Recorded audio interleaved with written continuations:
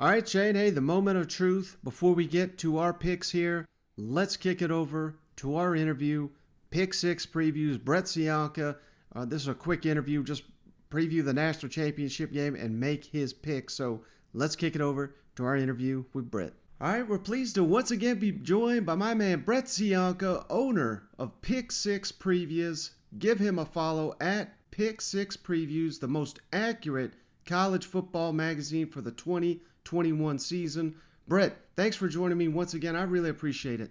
Yeah, thanks for having me on, Mike. And it's fitting for the national title preview to come onto an SEC show because, obviously we have an all-SEC title again, the first time in a couple years. 2017 we had it, 2011 I believe it was. Mm-hmm. And I'm starting to think maybe we should just move the national title to Atlanta permanently, keep it down there in the SEC's footprint.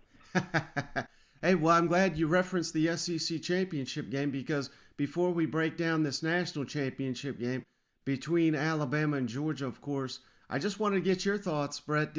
How big of a surprise was it to you that Alabama I don't want to say they dominated that game because, Georgia jumped out to a 10-0 lead, but pretty much from there on out, Alabama did control it.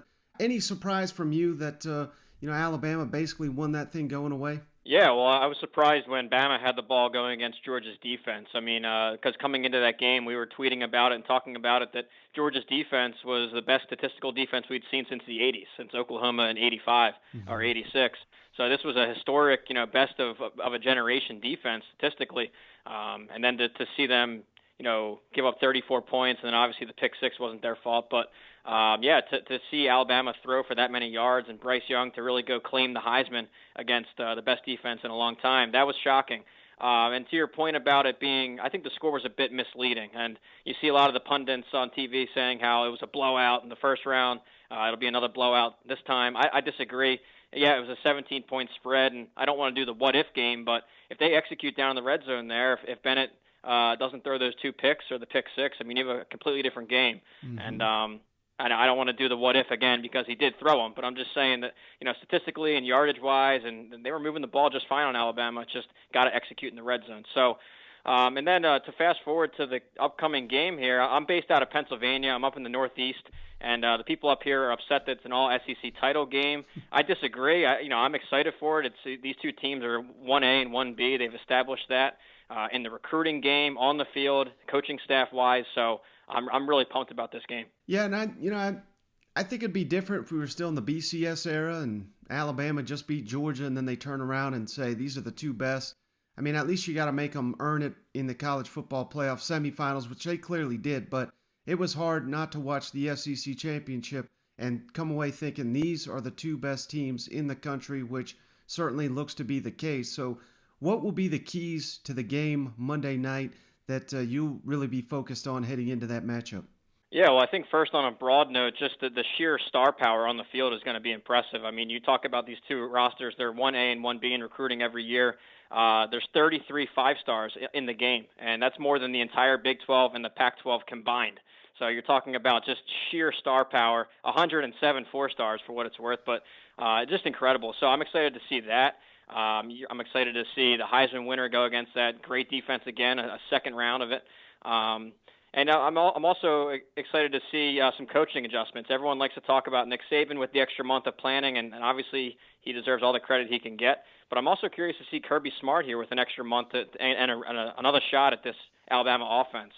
I think one key when Georgia's on defense, last round they brought a lot of pressure up the middle on Bryce Young, and that flushed him to the outsides and allowed him to scramble. That's what he does best. He's very creative, very elusive, and he can make you pay on the ground. So I think a slight tweak that can make the difference is instead of bringing pressure up the middle and flushing them out, try and contain him, bring him pressure off the edge.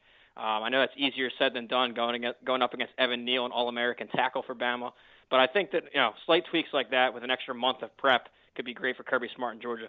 Now, what about, obviously Alabama's down now. John Mechie, unfortunately, Josh Jobe, two standouts for Alabama.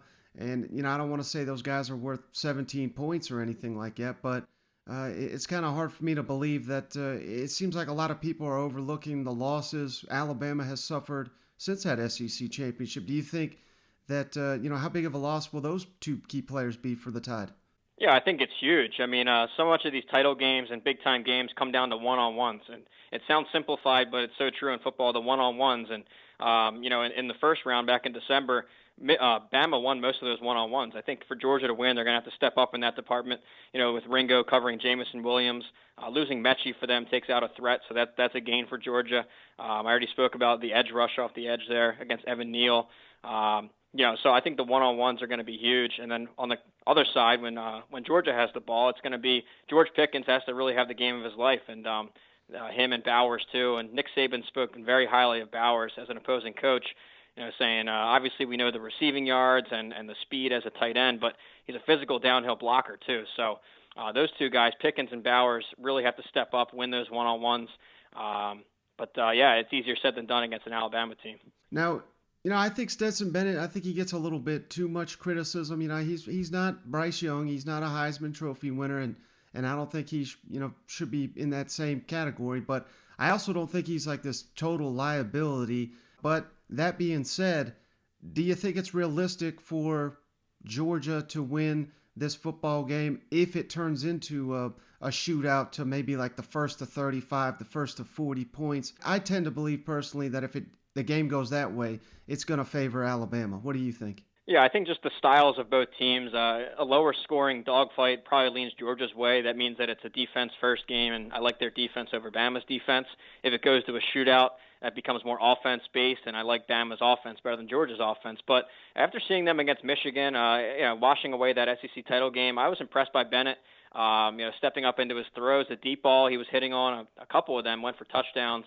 Offensive line really just neutralizing one of the best pass rush duos. We kept hearing all week about how incredible this pass rush duo was, Hutchinson and Ajabo, and I think they are for what it's worth, but credit Georgia for completely neutralizing that. So that's a sign of improvement when they get another chance against Will Anderson and Bama's pass rush. So those things combined, really the key, and again, not to simplify, it's turnovers. And if Stetson Bennett can avoid the turnover, and that's really hurt Georgia in a lot of their recent big-time games. The SEC title a couple years back against Alabama, the national title before that, and all the way back. So if they can win the turnover battle and give Bennett some time in there, have Pickens win the one-on-ones downfield, that opens up the run game for that five-star duo of running backs. So there's a lot of storylines here. As you can tell, I'm pumped for it. I know it's trendy right now to just complain about the sport on Twitter or to just say how broken everything is. You know what? I say I love it. I mean, this is an incredible matchup coming up. You have a team that hasn't won in 40 years with Georgia, 1980. Of course, they're sick of hearing that, so they want to erase that memory and go hoist a national title. And then on the other side, you got Nick Saban, and I know it's been covered a lot, and you say, he's just the best recruiter. Well, the way that he's built this dynasty is a lot more than just recruiting. He's really harnessed every tool of the modern game. I mean, think back to 2015 when he brought in Lane Kiffin to really modernize the offense. He took advantage of that RPO new wave of offense. And then more recently, the transfer portal and the NIL game. I mean, he's really maximizing every new opportunity in this new modern game. All right, moment of truth, Brett. Who you got winning the game, Georgia or Alabama? Well, I think that it's hard to beat a team like Georgia twice. I like Kirby Smart with those extra weeks to get a second chance at that Bama defense. He's such a great defensive schemer. I think that they come out and get it done. And Georgia, I'll say by 6 points they get it done. My game grader formula, for what it's worth, has it as a straight pick 'em.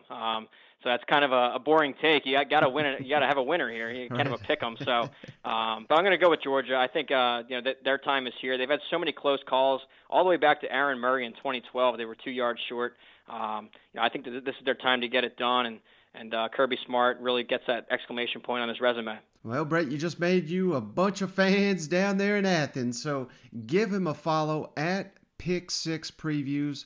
Don't forget, the most accurate college football magazine of the 2021 season. Brett Cianca, I really appreciate you. Thanks again for stopping by the show once again. I really appreciate it. Yeah, well, thanks for having me, and to Cousin Shane and you both, congrats on another great season, 2021 season. I've been tuning in throughout the year, and I'm going to, I go back and review the season in the off season. So keep up the excellent coverage there, both video and audio now, and we'll talk again over the off season. I can't wait. Just want to say thanks again to Brett for joining the show once again. One of my favorite people out there in the college football landscape, and he does an outstanding job with his Pick Six Previews magazine.